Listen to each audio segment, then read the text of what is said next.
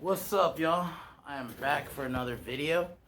We are here to continue on with our Tarantino journey. So, we're about to talk about definitely my favorite Tarantino film, Pulp Fiction. I'm trying to really remember where I first watched this. I definitely remember was the final act for obvious reasons.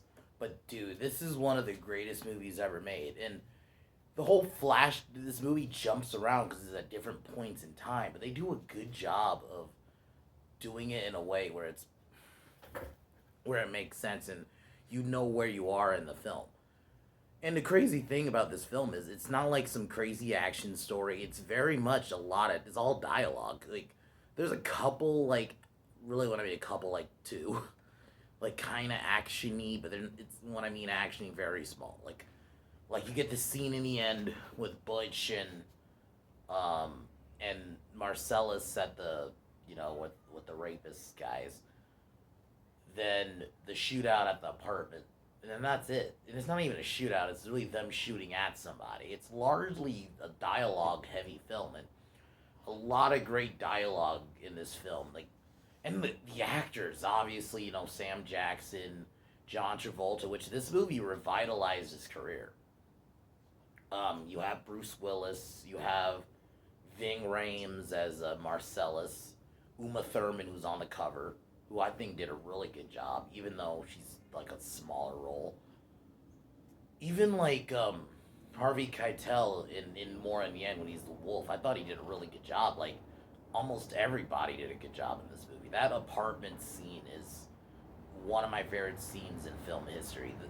The way Sam Jackson just delivers his lines in that. Like, I mean, the say what again, like that whole thing, not just that part, but like that whole sequence.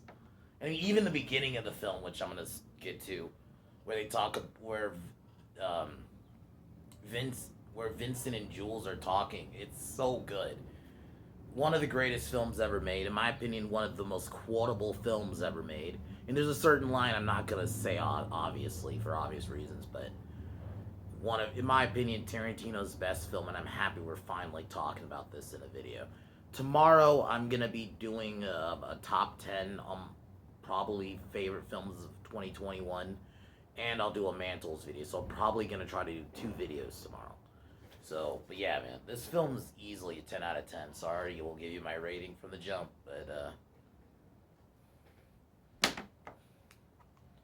but I guess we'll start from the top. So the film, we get basically it starts from the ending where Tim Roth and his girlfriend are about to rob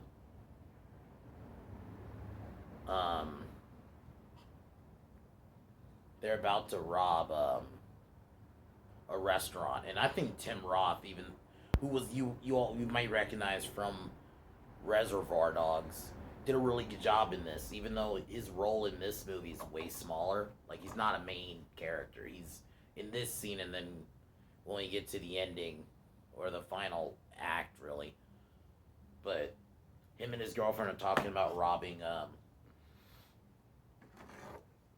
I mean, even just that dialogue between him and his girlfriend is done really well, where they're talking about like him trying to rob a bank and why robbing banks don't do well, and talking about why robbing a restaurant makes more sense. And it was only for a few minutes, and then they about to rob it, and then we jump, and then we get the title credits with this dope song at the beginning of the film, and then we meet Vincent Vega and Jules, and then we get the iconic scene of the Royale with cheese discussion. That whole sequence is so good. Like that's one of those scenes I often, besides a lot of this movie, like this scene specifically, I love the beginning of this where they talk about it, where you know Vinny's talking about like how it was in Amsterdam, and then how England has stuff a little bit different than us, mentioning what they call a quarter pounder with cheese, and then the Big Mac line. It's just that whole sequence is so fucking fun, even though it's only for a few minutes. And then they arrive at the apartment.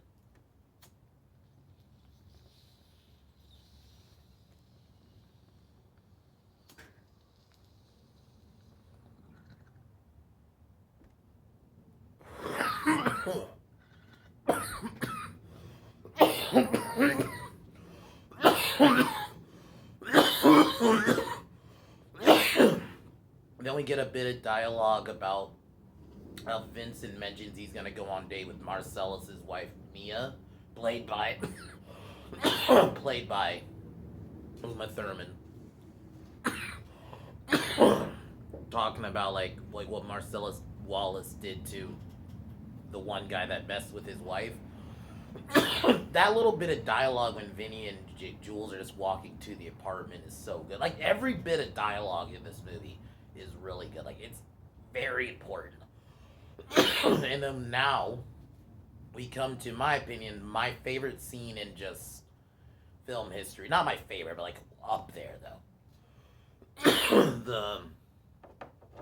The whole sequence in the apartment is just done so well, and the actor who plays the guy does such a good job, and obviously Sam Jackson. This is probably a lot of people's eyes Sam Jackson's most recognized scene.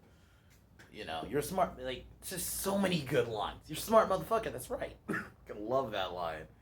And then you have Phil Lamar, he's actually a really good actor. He's a voice actor. He was Samurai Jack, which I am currently watching right now. But yeah, he's really good in this. And then fucking Samuel Jackson's line to him. I didn't ask you a goddamn thing because they're asking about like what because they stole from Julius from not Jules from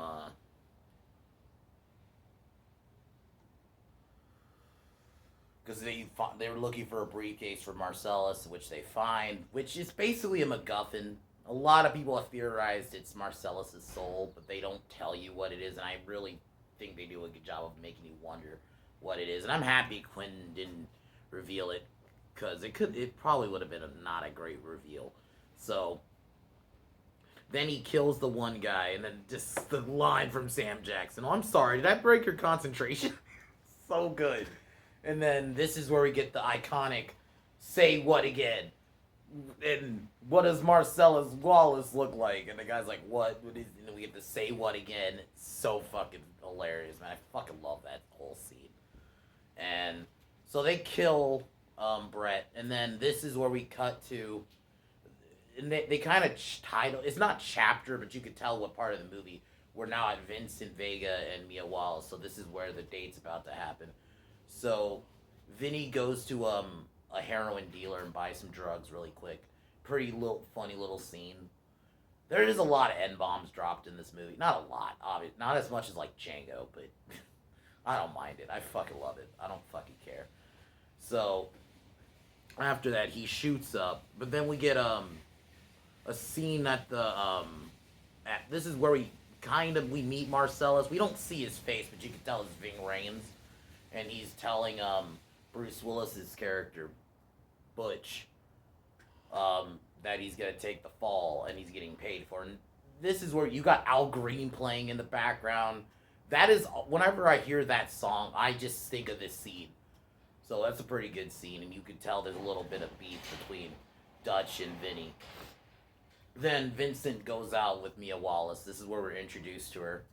Fun scene, a little bit of a good scene at their house, and then they go to this '50s diner, which honestly I would actually go in real life. That if that was an actual place, I feel like that would be a really fun place. And then we get a really good scene between the two, them talking about her talking about her show, and just the chemistry between the two is so good, and it's just dialogue. That's the thing. Tarantino is the king of making dialogue good, because a lot of people would not want to watch a movie where it's just dialogue, because people want shit to happen, like they want some action or something going on.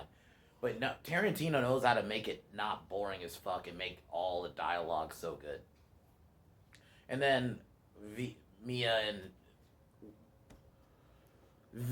Vincent mentions the story from earlier about what Marcellus did to the guy, and then they have a little dance off because there's like the restaurant's hosting this dance competition. So they do it, and then they come home, and then Vincent goes to the bathroom, and then he kind of talks to himself.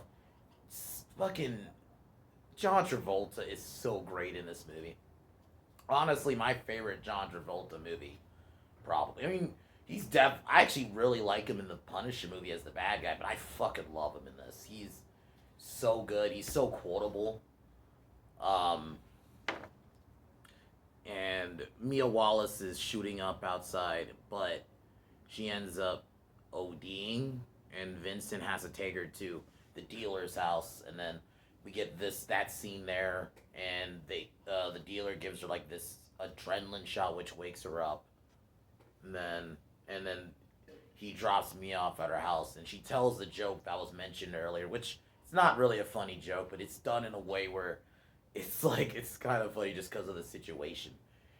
And the crazy thing is, another thing about this film, there's not a lot of crazy shots. I think like the cinematography is decent and it's shot well. It's just not like it's Tarantino in this film. You can tell it's definitely a bigger budget compared to Reservoir Dogs, but the the fucking you didn't need a lot of like crazy shots. I like how he kept it simple.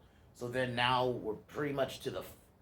I guess really this is the second to final chapter of the movie, even though it's not really a chapter. This is Butch's chapter, the day of the fight. We get Christopher Walken, even though he was only where he talks about like the story of his dad's watch, which was gonna get mentioned later.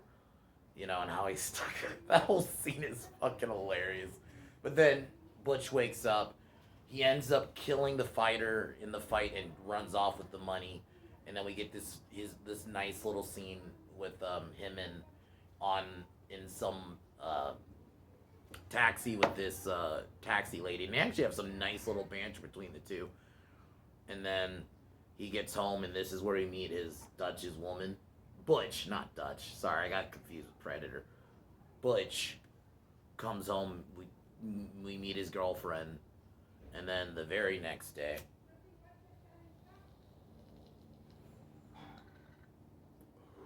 he wants his dad's watch, but it turns out she left it back at the apartment.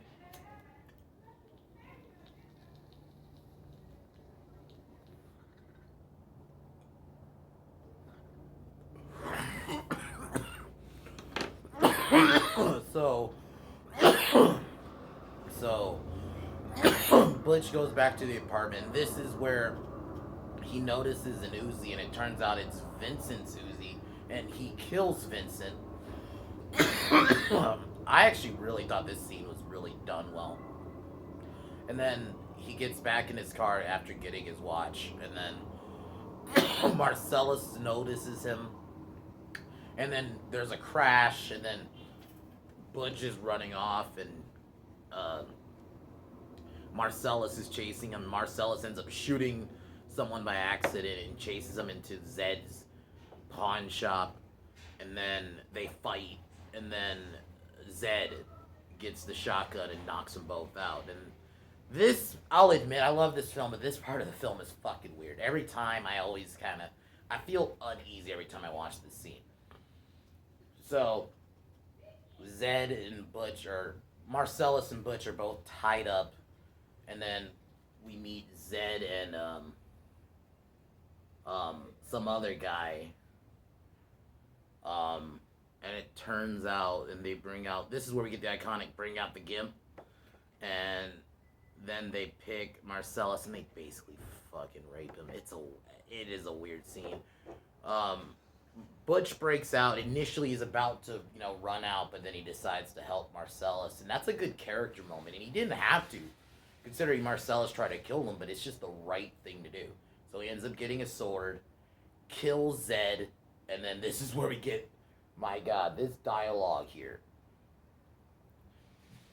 Marcellus is like, "Step aside, Butch." Shoots, fucking. I think it says on it the guy's name is Maynard, and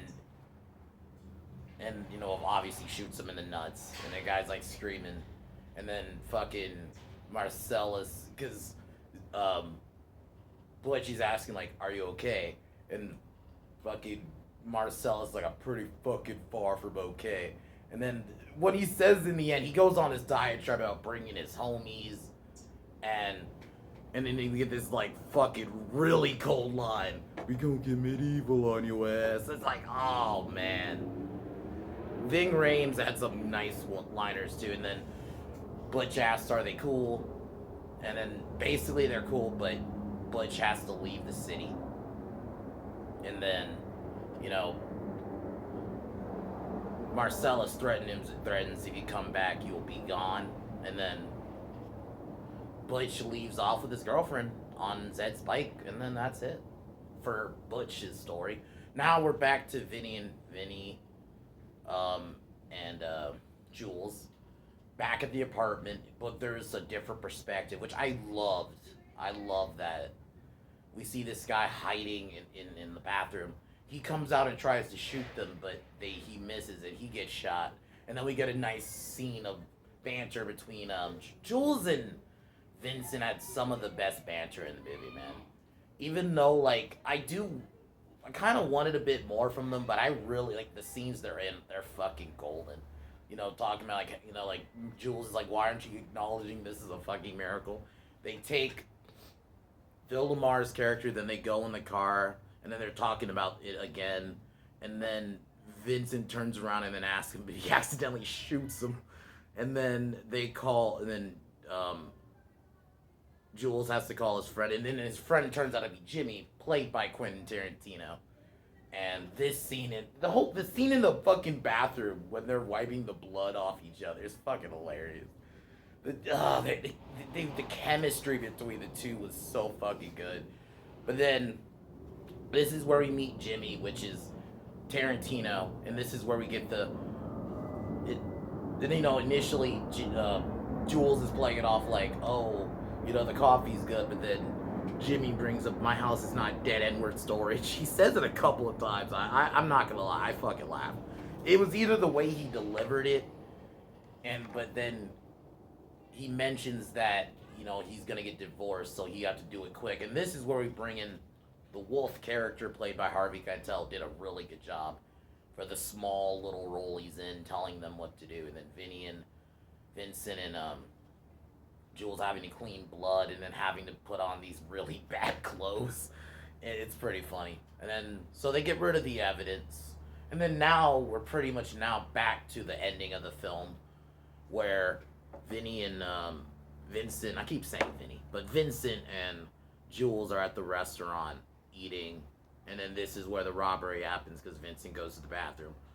And then Tim Roth tries to rob Jules, but then because he wants to open the suitcase, and Jules refuses. Then puts the gun to fucking Tim Roth, and then is like, "You better tell your bitch to be cool." It's a fucking fun scene, and then it's very in a way philosophical because it's like Jules basically giving up that criminal life, and he even gives Tim Roth and the girlfriend some money, and then they leave out. And then pretty much the film ends after that, and we get, but all around phenomenal film. My favorite film of it's easily top 10 or it's top 10 to 15. It is so good. The dialogue, the fact that it's one of those movies, there's not a lot of action sequences. You don't feel bored. I think it's paced perfectly for a 2.5 hour movie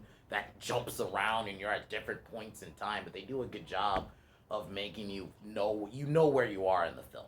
You don't feel confused at all, and I think everyone did their job well. Uma Thurman, who's not in the film much but does a really good job. John Travolta and Samuel Jackson's chemistry is so fucking good, man. It is so good. But the apartment scene is like chef's kiss, dude. Tarantino killed it. The soundtrack was great.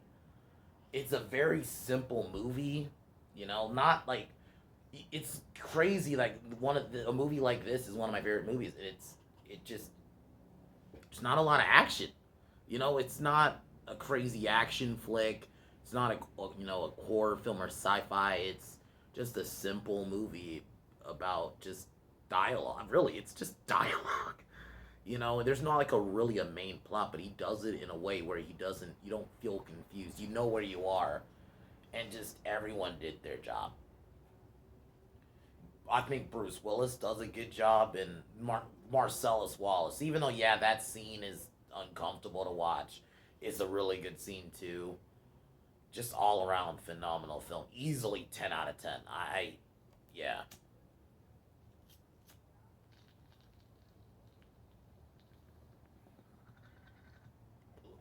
Like I said, one of the most quotable movies of all time, like easily, if not the like amount of quotes you could pick from this movie is crazy. Definitely recommend if you've never seen it. I personally think this is Tarantino's best. But I am definitely happy we finally are reviewing this. So next week's Tarantino film will be Jackie Brown, which in my opinion I think is one of his more underrated ones. Hold on, let's see how long I've been going. Oh yeah, I just wanted to see how long I've been going. But yeah, um, but yeah, Pulp Fiction is just such a classic. I just like the amount of characters that are in this movie, and each moment just feels important. And the soundtrack is fun. I find myself listening to it often. Um, but going back to Jackie Brown, which I'm reviewing next week. Jackie Brown's very underrated. It's with Pam Grier. It's essentially a like I would say almost even though all his films are like a love letter. I feel like that one's like a love letter to '70s like I don't like the name, but black exploitation films. But it's easily like a love letter to that. You got Sam Jackson in there. You got Pam Grier. I can't think of the other guy, but you have a young Chris Rock in there. I think it's a fun one. So definitely one of Tarantino's more underrated ones because this came out after Pulp Fiction, which was just like I mentioned in this review. Pulp Fiction is such a heavy hitter that it just I think that's why like people it doesn't get the love it gets because it came after Pulp Fiction. It's like when you do a movie, it's like you look well, probably like Kindergarten Cop didn't. I wonder if it did great in theaters considering that was like not Kindergarten Cop, Last Action Hero. That was the one I was thinking of. That one I heard didn't do great. I think that's part of because it came after T2. I think it's the same thing here. Just Jackie Brown came after Pulp Fiction, which even at that time even Reservoir Dogs gets in a way kind of gets overlooked nowadays. I don't think it should, but Pulp Fiction was that good. So, but yeah, easily top 10 film of all time. But other than that, tomorrow I will be talking about top 10 films of 2021, and then I'll be doing a rant about Mantles. But yeah.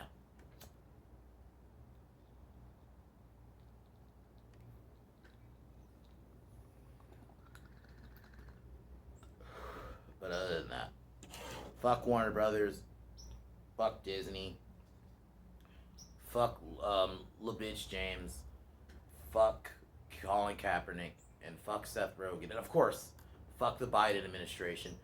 Definitely watch Pulp Fiction if you've not seen it. It is one of the greatest films of all time. I'll talk to y'all tomorrow. Peace!